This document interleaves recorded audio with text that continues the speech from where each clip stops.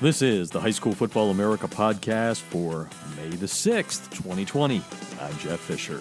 The High School Football America podcast is brought to you by GameStrat, America's premier sideline instant replay system with outstanding reliability and customer service and different plans priced right for every coach's budget. To get a demo, go to GameStrat.com, or you can click on the GameStrat banner ad that's located on every page of highschoolfootballamerica.com. Well, welcome to Rewind Wednesday here on the High School Football America podcast, and we are going to take you back to 2013 when the podcast was known as the High School Football America radio show, and boy, it was a fun show to do. As you'll hear me, because we're going to play it in its entirety, as you're going to hear me say at the open, I love small ball, meaning small town high school football, and this was the favorite one that I've ever done. Again, back in 2013, we went to the states of Utah, Vermont, and Wyoming. And what we did there was we talked about 3 schools, all of them state champs, and when you put all of the population together of those 3 communities of Duchesne, Utah, Cokeville, Wyoming, and Woodstock, Vermont, the grand total on the population, 5,300 people. Sit back and enjoy this. It was one of my favorites. We're talking about small ball, state championships. It doesn't get any better than that.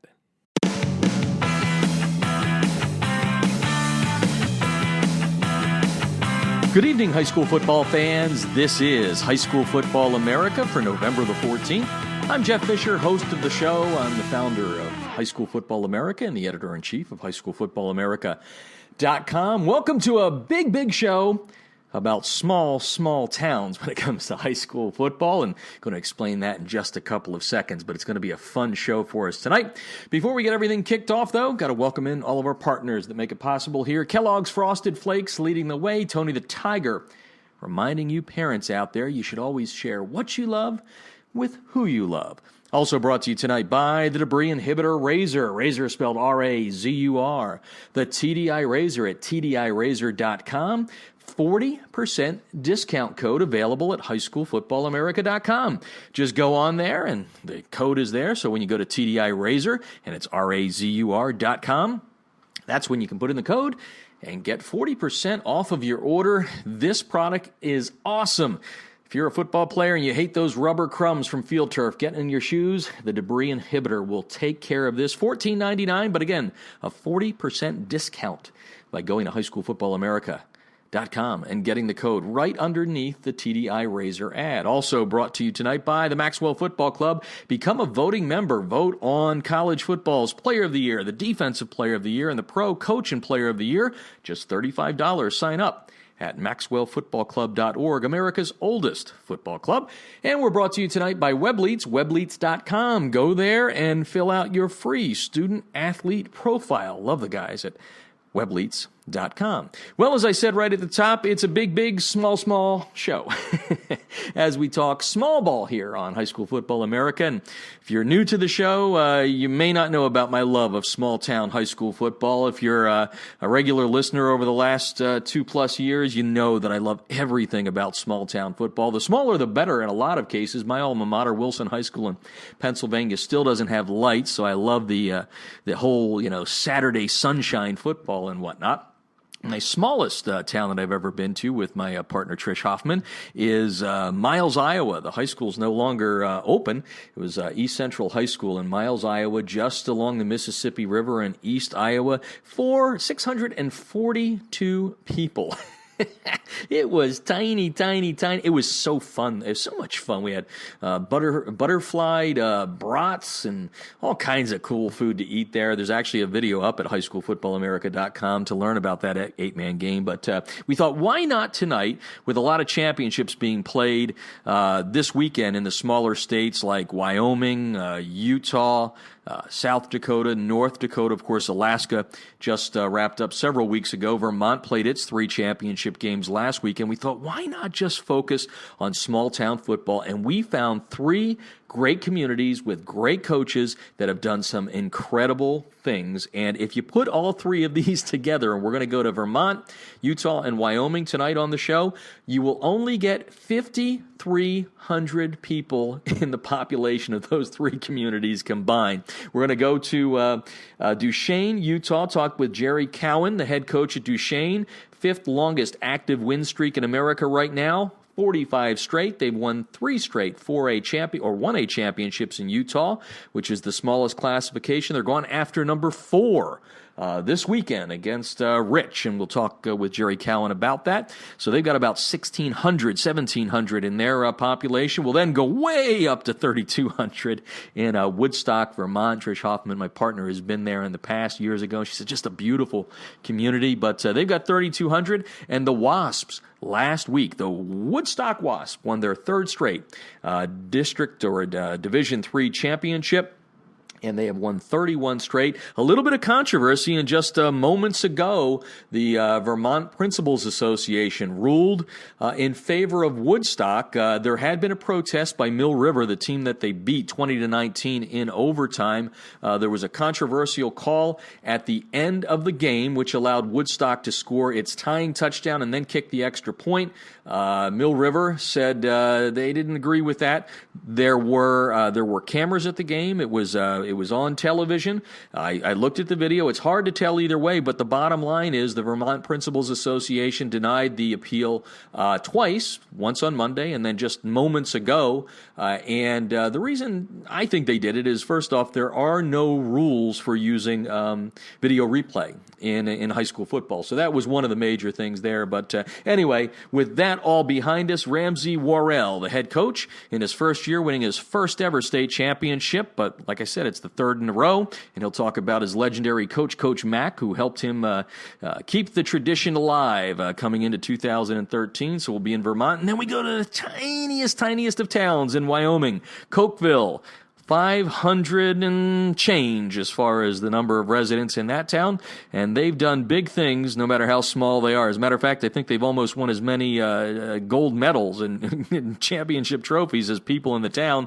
They're going after number 21 and number 3 in 4 years in the Class 1A Wyoming 11-man division, and they will play this weekend for that championship against a team called Lusk High School, and Todd Dayton, the legendary coach there at Cokeville, will talk about his program and everything that's gone on in Cokeville since he took over, some 30-plus years ago. He is Wyoming's winningest all-time coach. So a lot of great things on the show. We hope you enjoy it. We taped these earlier this week, and I just enjoyed the heck out of all three guys. So without further ado, time to break it up right now. When we come back, we're going to talk with Jerry Cowan of Duchesne High School in Utah.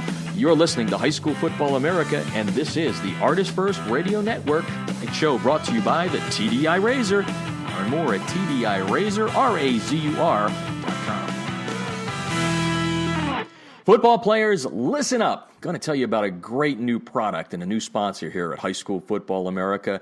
And if you're one of those players that when you're playing on field turf, those nasty pieces of rubber get in your shoes and just annoy the heck out of you, well, there's a product out there that's going to take care of that. It is innovative and it's American made. It's called the Debris Inhibitor Razor, and the razor is spelled R-A-Z-U-R. The Debris Inhibitor Razor is a seamless outer sock that was specifically designed to keep crumb rubber and other fine debris from artificial or grass playing fields out of the athlete's shoes and socks, thus keeping such debris also out of the gym bags and out of locker rooms. It's favorited by athletes who want that look of tape, by trainers who no longer have time to tape only for show, and of course by moms who no longer want that crumb rubber in their house. The Debris Inhibitor Razor at TDIRazor.com is made of 70% nylon and 30% spandex material, making it extra lightweight and very durable. It's backed by a 1-year performance guarantee, and like I said at the beginning,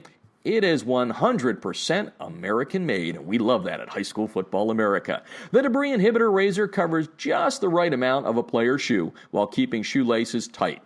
It is fully customizable via screen print or embroidery, machine washable, and most important, it's easy to get on and off. The Debris Inhibitor Razor is available in black, white, and pink, and other colors may be specially ordered. Sizes are available from the youth level right up to that big foot, the extra large shoe at 14 to 17.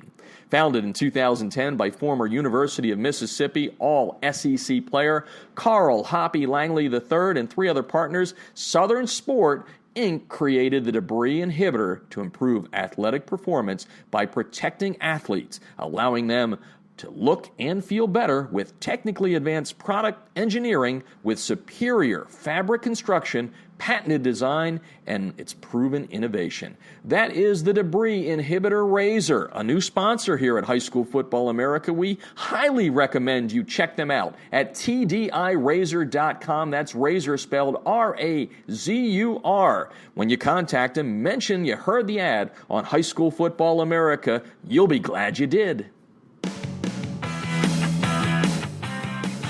This portion of High School Football America brought to you by Kellogg's Frosted Flakes. Tony the Tiger reminding all you dads out there when you sit down and you share your love and passion of football with the kids, make sure you do it over a bowl of Frosted Flakes. Well, as I said at the top of the show, we are going small ball tonight. Along the way, we're going to make stops in Vermont, Wyoming, but the first stop is in Utah with a football program that has done very big things under head coach Jerry Cowan. He's the head coach of Duchesne High School. It's kind of northeast Utah. We're going to get a snapshot from him in a second, but just to kind of set the tone, going after a four-peat this weekend. They've won 3 straight Utah Class 1A championships. They have the 5th longest win streak in the country at 45, and this little town is doing big things, and Coach Cowan is here to talk about it with us. Welcome to the show, Coach. Thanks, Jeff, for having me. Well, we're very, very happy. I'm excited about this show because, as I explained to you when we first talked, I love small-town football. There's nothing better. I think the smallest town I was in was about 628 people in Iowa with 8-man football. So let's get everybody up to speed on Utah Duchesne High School. I guess the census had you at about 1,600 back in 2010. But describe the town a little bit and how the fabric of football fits into it for you guys. Well, I've been here since 2002. It's a farm town. There's a lot of oil fields, so there's actually a pretty good community as far as a lot of jobs and the school itself. I think there's about 60 kids a class. We've had in the 40s and up to 60, the upper 60s. So it's for most people that's really small. As far as for me, I think that's just the right size. I think when I first came here, it was just a basketball town, and now it's. I think the football's kind of made it a little more popular, and so far, it's a good community. There's a lot of tough kids, and the parents are real supportive, and the kids are hard workers, and it makes my job a lot easier.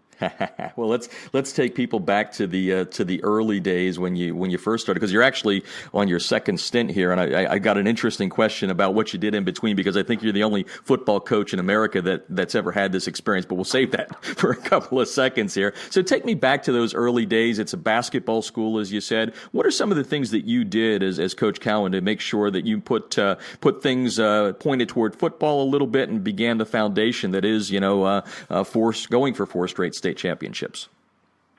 Well, I think the biggest thing was the weight room. I think that's, for me as a player when I grew up, that's what made me what successful as a player, and I knew as a coach, if I could get the kids to buy into the weight room and, get bigger, faster, stronger, it would give us an edge on some of these teams that maybe don't take it as serious, and it took a good chunk of time to kind of engrave that into their lifestyles, but it was well worth it. I think at this point it's kind of a way of life here, and kids know, year long we're lifting in the weight room, and it's a successful thing that we do, and I think it turns an average athlete into a better athlete, and I think it turns a good athlete into a great athlete. So I think that's been our biggest success as far as to get to this point in the weight room. Because we're focusing on small town tonight, and just last week I had one of the biggest schools in Texas on the show. From a coaching standpoint, and you played your college ball at Southern Utah University. You also, had an opportunity with the Baltimore Ravens, according to one of the stories I read. So you understand that high level. Is it different when you come to a small town like this, a smaller school? I know you have good numbers, but is there any difference in the approach as a coach? I think you got to be a little more open-minded about things, and a lot of these kids, they're farmers, and there's times in the summer where they got to miss a practice because they're helping their dad and, cutting the first crop of hay, or, so some things I think are different, but as far as expectations, I think those are the same. And most of these kids are 3-sport athletes, so you got to kind of be, work with other programs and but as far as X's and O's and the weight room and being tough and figuring out what it takes to be a good athlete, I think that's the same anywhere. Talking Duchesne High School football in Utah tonight with head coach Jerry Cowan on High School Football America, and it's things like that where you hear about the harvesting of the hay that you don't necessarily get when you're talking about the top 25 teams in the country. We love it for that. I mentioned that this is your second time around. You came back in 2011 after a break, and I was reading this story, and I said, you know what, I don't think I've ever had a coach ever do this, so I got to ask the question. When you left the first time, you went to work in uranium mines. Now that's something different. So tell me a little bit about leaving the first time and then the decision to come back in 2011. Yeah, I left. I think I taught 5 years the first stint, and I'd keep seeing these kids graduate, and they were going out in the oil fields and no experience in college and making twice the money I was. And I kind of got a little greedy, I guess. And so my dad, him and a couple of partners he has have a business, uranium mining business, and he kind of talked me into. He didn't really talk me into it. I just made the decision to go make some money, and I kind of got greedy. And about the second day of doing it, I realized I made a mistake, and I ended up doing it for about 2 years, and made our way back to Duchesne. We moved out of town. It was a couple hours difference when we moved, but as far as uranium mining, it was a great job, and good people I worked around. It wasn't the kind of lifestyle that I wanted to live the rest of my life, so I got out of it when I Gives you good perspective, something to tell kids about when it comes to following dreams and whatnot. We're talking Duchesne football out of Utah. They have the 5th longest win streak in the country. They're going after their 4th straight Utah 1A championship this weekend. And you come back in 2011, and by golly, you haven't lost since you came back. So obviously you came back with some new vim and vigor. Did you change things up a little bit when you came back for the second go-round? One of my good friends, Billy Hoops, he took over the program when I left. He was an assistant under me. And when I came back, I just worked as an assistant under him, actually, for the first year we won state out of that run. So I was an assistant to him 2 of those years, and then last year I took over head coach. But, nothing had changed. He'd kept everything the same, the offense, defense, and we kind of just traded jobs again, and he's a basketball coach, and he kind of, knew that I was more of a football guy, and so, it's a great thing about a small town. A lot of the kids when I came back, I'd already knew them from, junior high, or, our school here is 7, 8, 9, 10, 11, 12, so, I'm already scouting the 7th graders and 8th graders, and I could tell you everything about them. So next year when they're in the program, it's just that's an advantage. We get to know them at an early age, and I think it plays a big difference.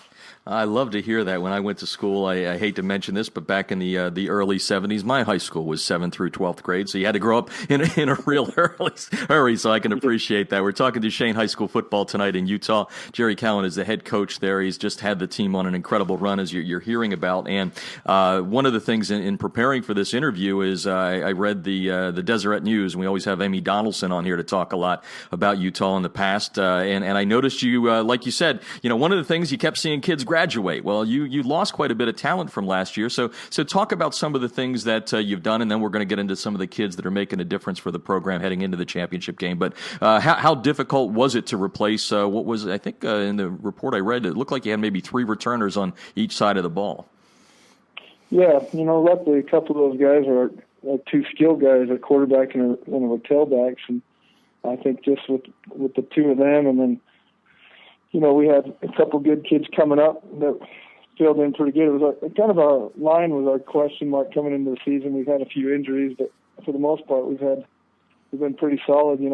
We've had some young kids step up, 2 sophomores, and my first years in the program, we were starting sophomores all the time, and in the last 3 or 4 years, we've had maybe one sophomore over those years, start a game. So it just kind of comes to show how far the program's gone, and not having to rely on those young kids makes a big difference, because, whether even a 1A ball where we're at, I mean, it's tough for a freshman or a sophomore to compete against some of the older kids, but we've always had kids step up, and I think one of the things we try to do as coaches is get the most out of the kid, every kid we can, just like any other coach. And I think our assistants and I think the coaching staff we have do a great job of that, getting the most out of a kid, and that's all you can ask for. And then from there you just accept the outcome of a game or something, anything like that. But just try to develop them the best we can, and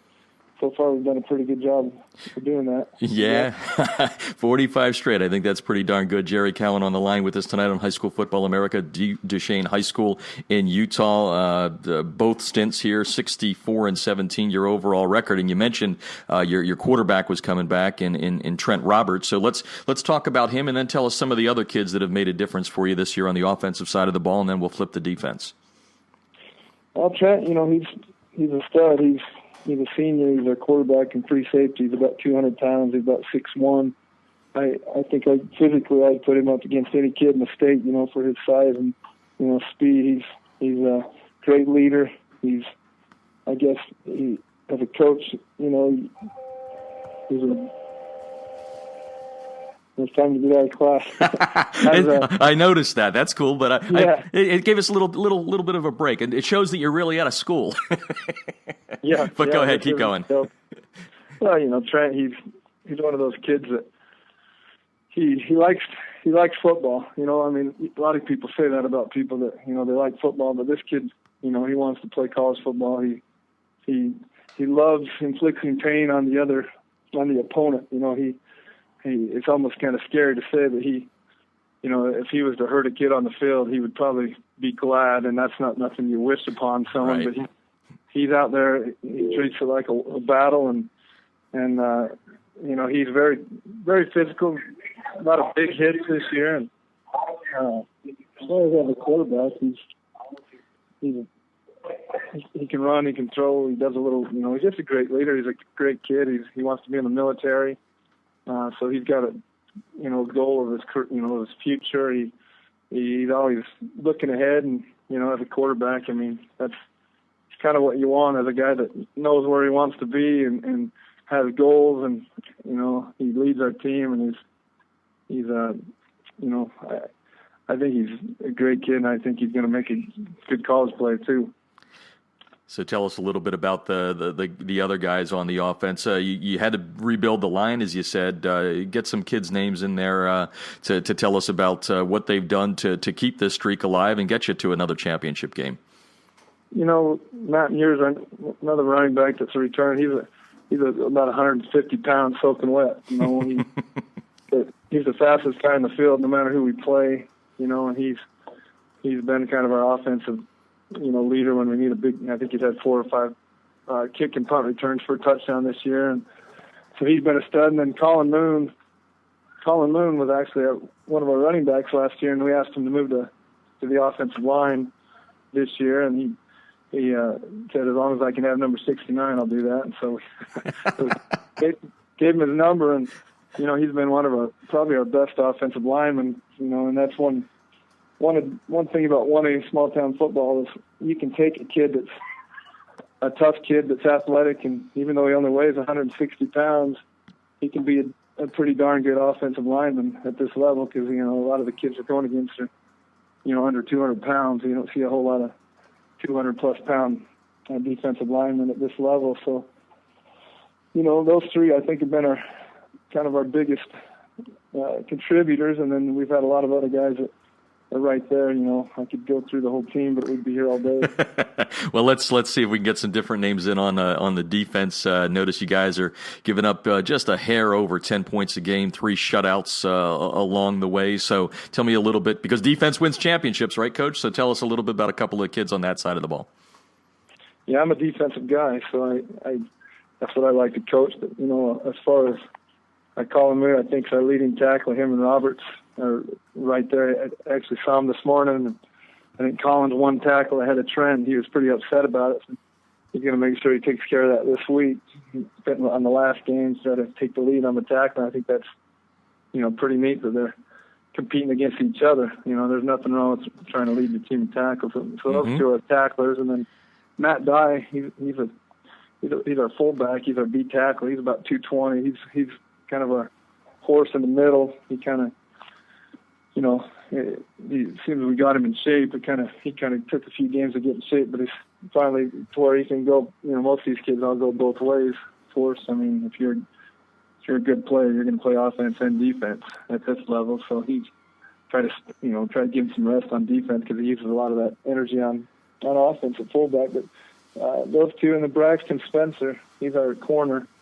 He actually made a lot of big plays this year. I think the one game against Rich High School, who we actually played this week, for the state championship, he took Rich was running a little option to the right, and they pitched it, and he kind of stole it. He jumped in front of the kid, took it about 60 yards, and that kind of gave us, we were actually losing at that point. And so he's made a few big plays like that, kind of things that we didn't really expect. That he's kind of honestly probably single-handedly won that game for us, making that play. So, we've had a lot of, in the last couple of years, we haven't had really a close game, and this year we've had 4 or 5 games that were actually with, one touchdown games. And there's the bell again. There's the bell. If you're not in class, you're tardy at this point. and if you wanted to get off the interview, you could have been saved by the bell, but we'll keep going on. You mentioned that you guys had a tight one with Rich, and that's who you play in the 1A championship game. You won back on October 11th, 2019. You beat him in the title game last year, 28-0. So you know what it's like to play once and then play twice. The second one being for all the marbles. So as take us inside what you're doing. Do you change things up, or is Duchesne High School no matter when, where, and how you're playing a football game? Well, that's a good question. That's something you got to decide each week. You can't change things up each week. And, we've had our moments where we've done a little wrinkle here, wrinkle there. And this week, it's kind of at that point right now where we've got to kind of decide the game plan in the next day, 24 hours. And there's some questions that we're still trying to decide on what we're going to do with this and that. But, we'll keep it pretty much simple as far as we know everything about them. They know everything about us. So each team will make some minor adjustments. But I think at this point, I've never believed in, changing your offensive scheme for a team. I think they should change their defense for you. Mm-hmm. But it's always good to have a couple little things, but it seems like when you start trying to put in new stuff the last week of the year, you're just at this point, why? There's a reason we're here.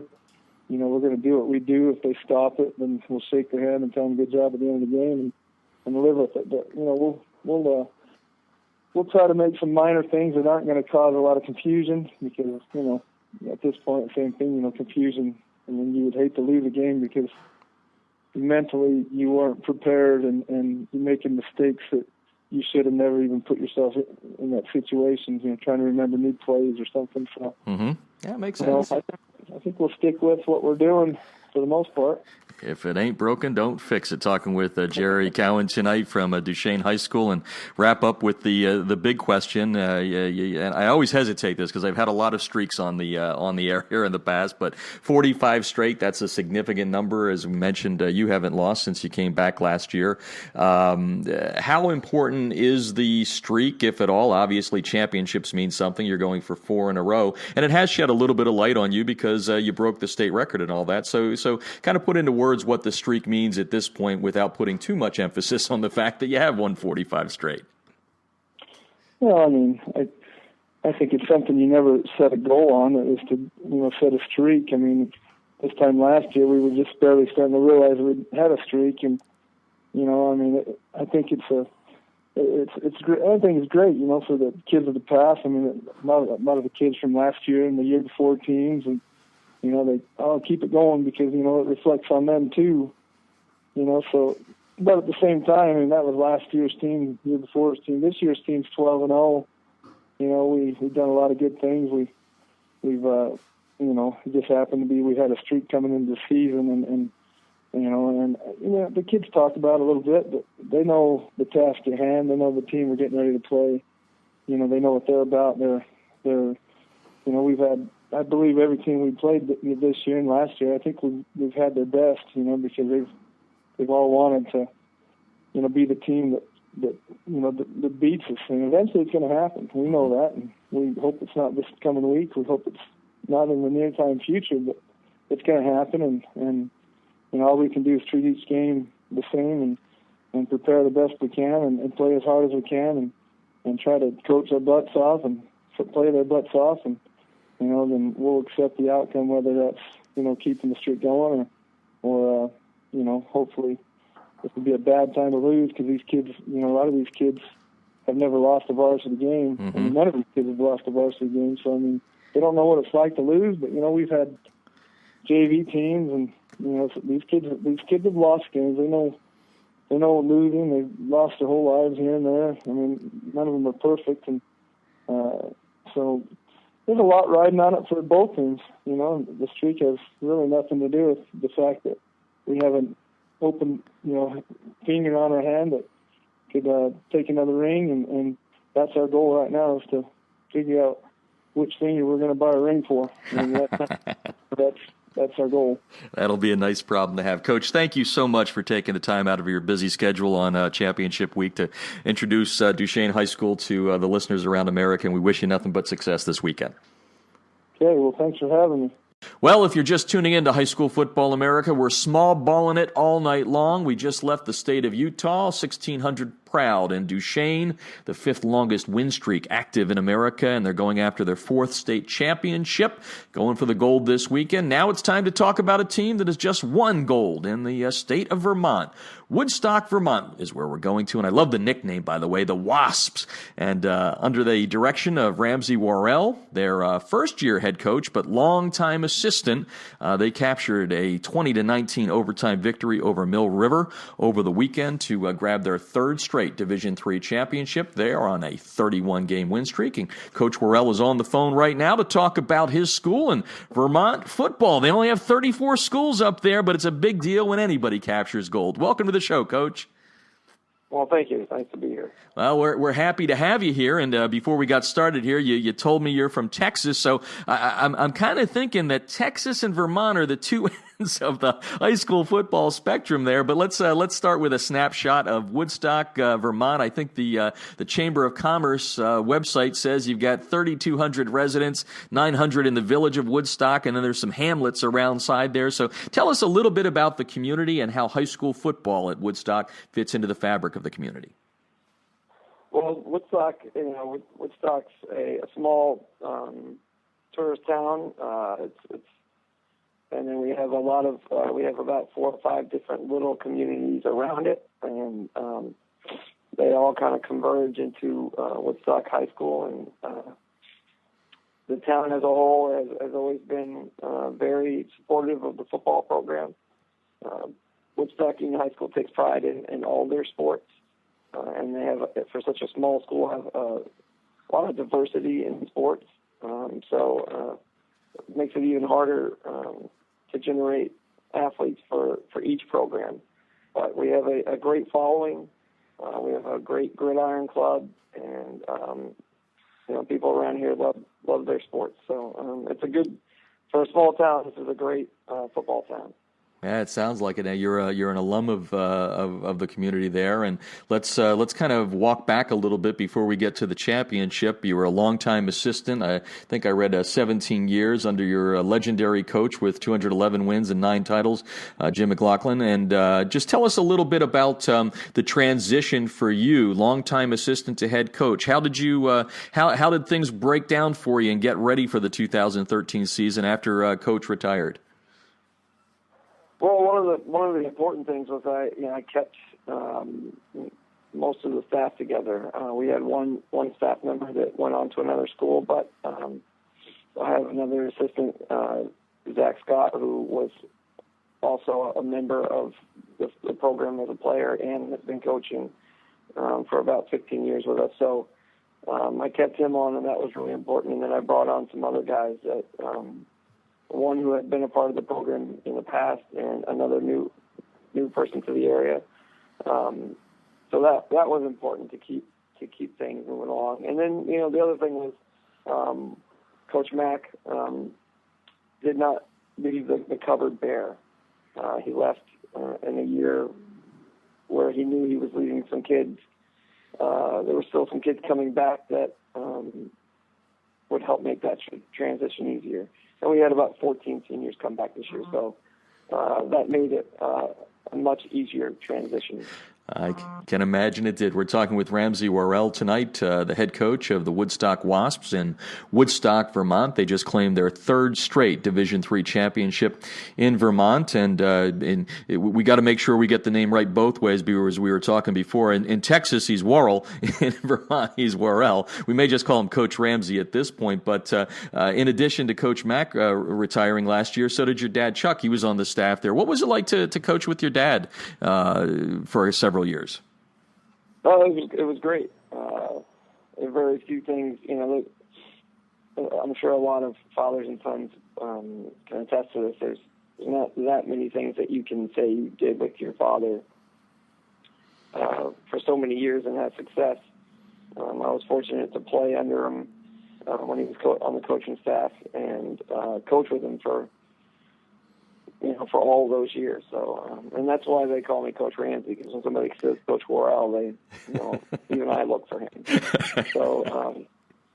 So it was a fun, it was a unique experience, and one that I'll cherish for a long time. What about taking over the tradition? How much pressure did you put on yourself, if any, to know that 9 titles since 2000? That's a lot of gold trophies there. How did you kind of talk yourself into, let's not put too much pressure on myself? Yeah, I didn't put a lot of pressure on myself in terms of winning. The pressure came in terms of living up to the standards that had been set here on and off the field. It was more about the integrity of the program, the way we carry ourselves on the field and off the field, that were important to me. So even though I didn't feel a lot of pressure with that, that was the important thing to me, not winning. We like to judge ourselves on the character of the kids, and the journey and the growth throughout the season, and each individual kid. So, and as a team. So, I didn't really feel a lot of pressure. This is really all I've known in football, in terms of our offense and our defense, and the way we do things. And I believed in them. I believed in our format, and it was my goal to continue that process. Don't have to fix it if it's not broken, I guess is the best way to look at it. Ramsey Worrell. Ramsey Worrell is the head coach of the Woodstock Wasps. They won their third straight Division III championship in Vermont, as we talk small ball here on High School Football America tonight. And before we dive into the championship game itself, which was a thriller in overtime, 2019 victory over Mill River, let's kind of give people, I had the opportunity to talk to the coach in Utah. I'm going to do the same thing in Wyoming coming up. Not everybody knows about these states as far as football. So give us a snapshot of what it's like to play football in Vermont with 34 schools. What's the quality of football through your eyes? I think the quality is good. Like you said before, there's not a lot of teams here. I think the great thing about football in Vermont is it gives every kid the opportunity to play. I think when you start getting into the bigger states and the bigger schools, the pressure to succeed and to be good at that sport, you need to dedicate a lot of time to it. And in Vermont, you can play football, basketball, baseball. You can in the theater program, you can do all sorts of stuff. So you don't have to dedicate yourself to that one sport. Mm-hmm. This is a great place to play football. Growing up in Texas and knowing what that football is all about, and Friday Night Lights, and all those things. It was definitely an eye opener when I moved up here, but I've come to love it. When fall comes around and you see the leaves change, and you're going onto a football field and you're just surrounded by blues or oranges and reds and greens and yellows, and it's very picturesque. I've come to really cherish the brisk, cool ends of the season. I much prefer playing in the cold weather now than I do the warm weather. It's a great experience up here, and I'll tell you what, you're making me homesick with all this talk of fall out here in Southern California. You don't get that leaf change, so you're making me homesick. Oh, it's beautiful. And one of the other things, and I always say this, there's only a couple of schools in my hometown area of Eastern Pennsylvania, that, including my alma mater, that doesn't have lights. So they play, I like to call it the sunshine of Saturday, which in some ways is more special to me than Friday night lights. Vermont plays a lot of Saturday afternoon football. How different is that, since you can compare and contrast with a Friday night light from Texas? Well, when we moved up here, I was still, I was 12, I think, when we moved up here, and I didn't know what a sporting field looked like without lights. Every field in Texas has lights on it, and so I was surprised to see that fields didn't have lights up here. And for a long time, and we have lights at Woodstock now. For a long time, I was a component of lights because that's what I grew up with. Mm-hmm. But now that we have them, I find myself cherishing the games and the teams that we play that don't have them. It's a different experience, and a small part of me misses it. Yeah. But it's playing on Saturdays is a lot of fun, yeah. especially in late October when we're in full bloom, and some of these fields are surrounded by nothing but trees. So it's very colorful, and I think it's a lot of fun for the kids. It's a different experience, that's for sure. Yeah, no, and that's why we're doing this show, to give the listeners what goes on. High school football is no different in Vermont than it is in Texas in many ways, getting the community all wrapped up. We're talking with Ramsey Worrell, head coach at Woodstock in Vermont, and now to the championship. You guys won your third straight, an overtime thriller over Mill River, 20-19 over the weekend. It was your 10th for the school, 10th overall state championship. You win it in your first year, so you got to live up to your own self next year. But let's talk about the game itself, get some kids' names in here. Let's start first with the fact that you guys kind of cruised through the regular season, outscoring opponents by 33 points, but you found yourself down 13-0. Take us into the huddle there and tell us what you're telling the kids about not giving up. Well, at halftime it was all about it was a gut check time. We knew we were capable of moving the ball. We knew what we wanted to do offensively and defensively was going to work.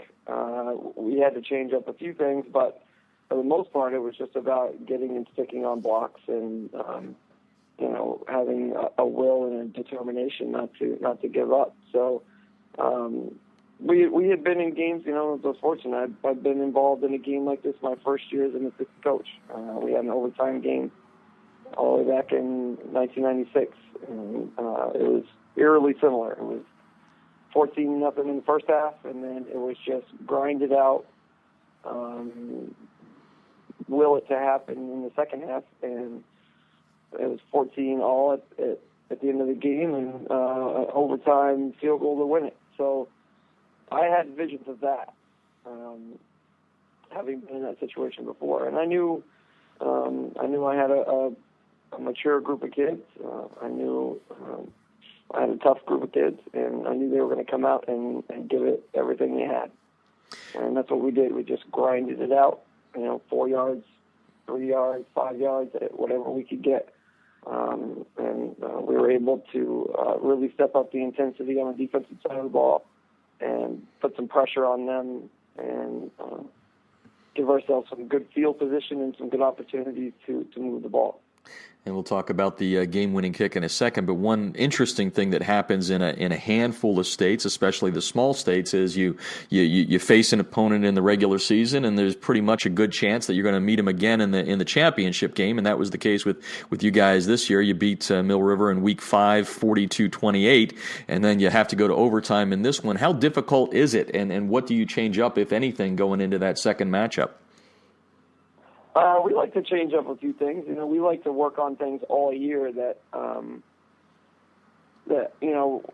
if we don't have to use it, we don't use it so that we can use it later on in the season.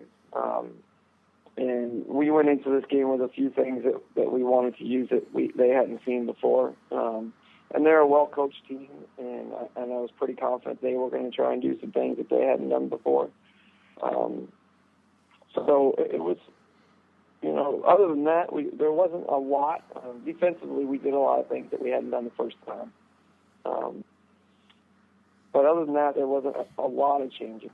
Okay, so let's take us to the end of the game. You fought back, go to overtime, Mill River scores, you block the extra point, you then score, it's tied at 19, and you've got a young man with not a whole lot of football experience on the sidelines waiting to try and win you your third state championship. I understand you said something special to him to take the nerves away. Tell me a little bit about that.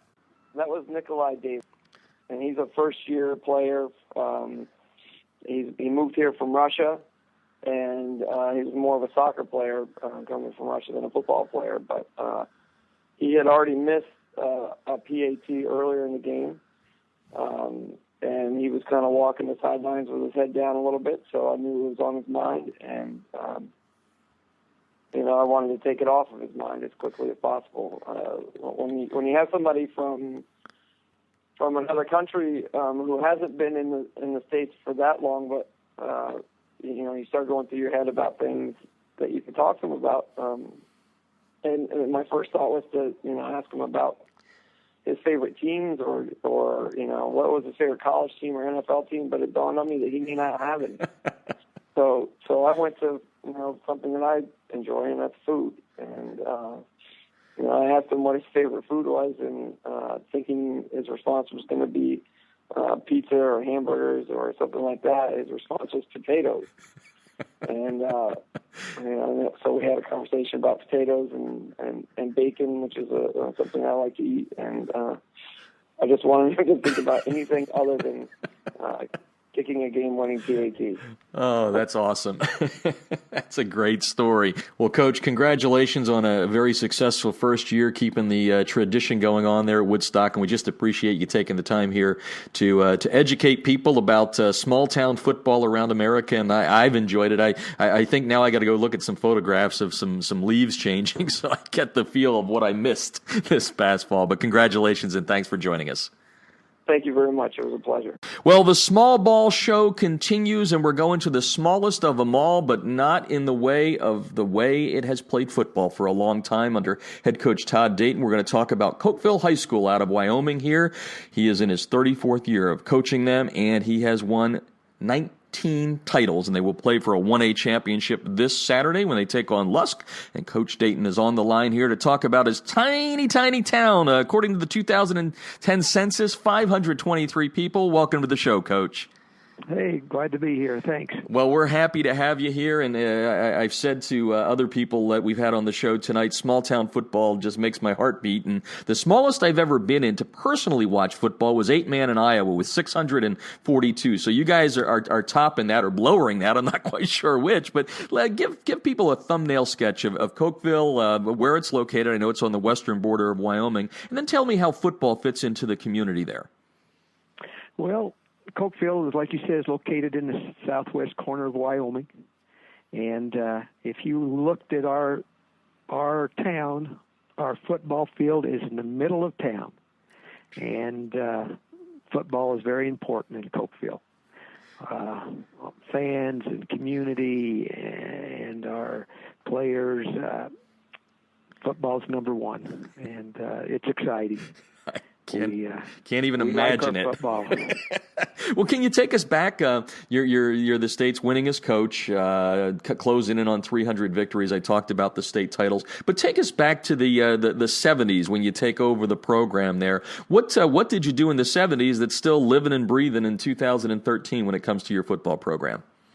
Well, I grew up in Cokeville, so in 1980 is when I came back home. And when we started, and the first thing I did was hire my best friend, Keith Nate, as the assistant coach. And he's been with me all the way through. and he's still here. So we've got continuity. We've had the support of our administration, and to be real honest with you, I'm the luckiest guy ever because I get to work for Cokeville High School and be around good people. What's the quality of football in Wyoming? Well, I think it's very good. We don't have the numbers of other states, but we make do with what we've got. I think that's probably the key ingredient. We get out 25, 30 kids for a season, and that's what we got. And we've got to make that work. And through a lot of hard work and effort, that's what happens. We play in snow and rain and heat, and it's football, right? If you wanted to, it's basic football is what you get in Wyoming. Well, let's talk about heading into your championship game. You're playing for the 1A championship game in 11-man football in Wyoming. You're going after another title. You've won 18 of them. What have you learned through the first, large handful of championship games that you are, putting into play this week as you prepare the kids for the game against Lusk? Very simple. Remember what got you there. And we're not going to deviate from that. If it ain't broke, don't fix it, right? Correct. We're talking with Todd Dayton tonight. He is the head coach of Cokeville High School in tiny town and on the west side of Wyoming there. I was looking at the map. I guess the best way to describe it, I see kind of Utah and Idaho coming together there. Let's get some of the kids by name into the show here. Some of the kids that maybe the seniors that have played a huge role. This is your third championship game in 4 years. Tell us some of the kids that really should be noted for all the success, because you do the X's and O's, but the kids have to execute. That's right. We can make the best game plan in the world. If those kids don't get the job done, we're not going to win.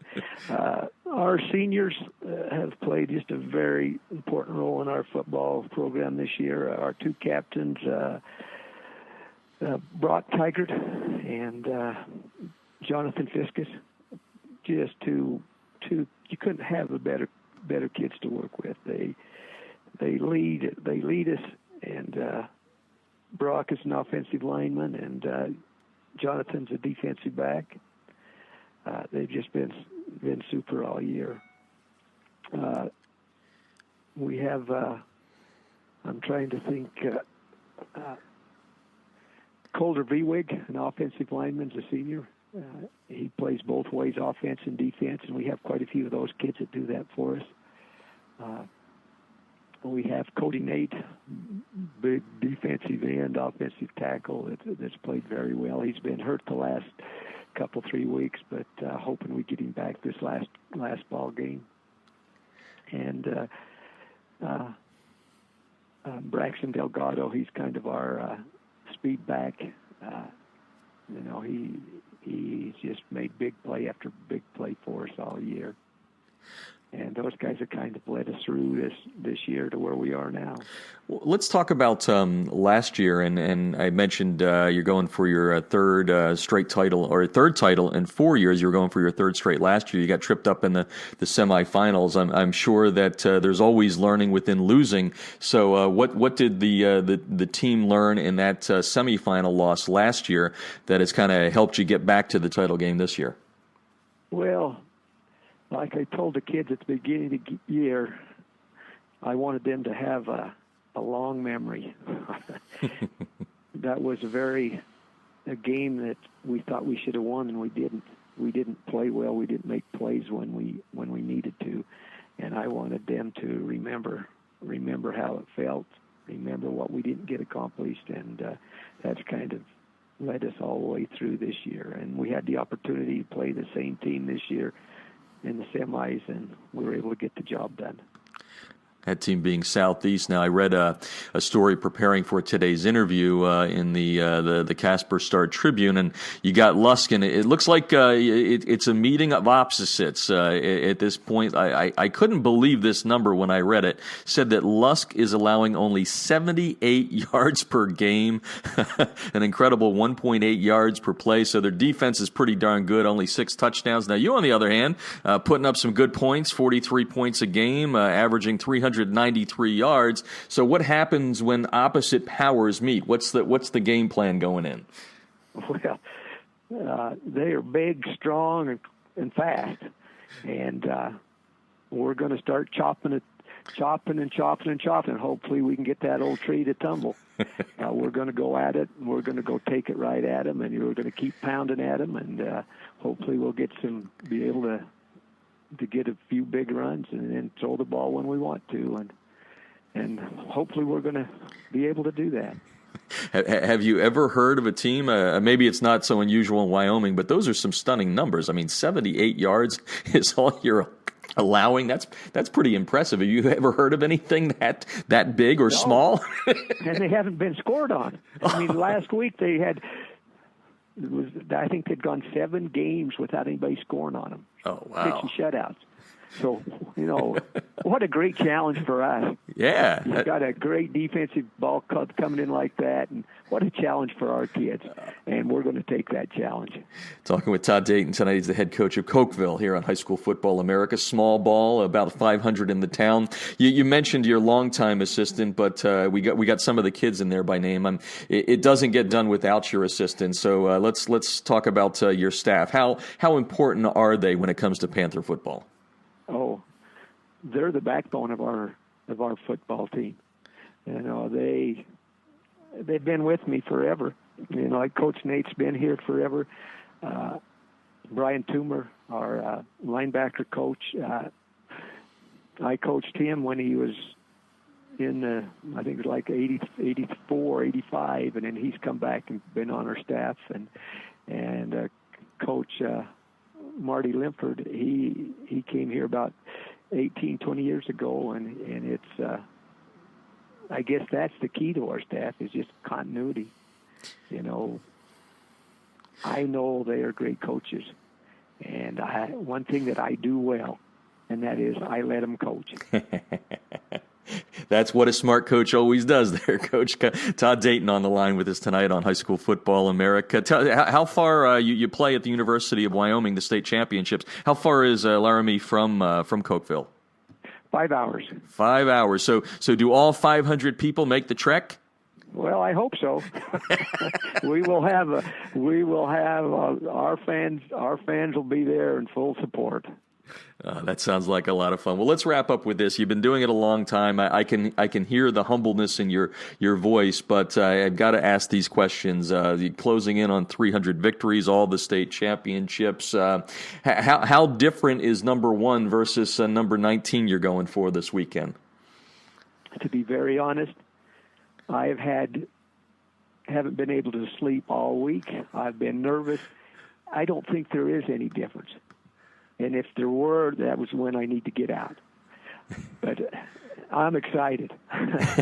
This is what we've been working for all year, and this is what we're about. This is what Cokeville football is about: is state championships. And I don't think there is a difference. I'm a little more experienced now, but. I don't think there is a difference. I love that answer, and let's wrap up with this. When you hear the numbers that I said, coming up on 300 victories, all the state titles, what comes to your mind? I know you don't sound like a guy that's ready to reflect or retire at this point, but when you kind of hear those numbers, what goes through your mind? Oh, I just think how blessed I've been.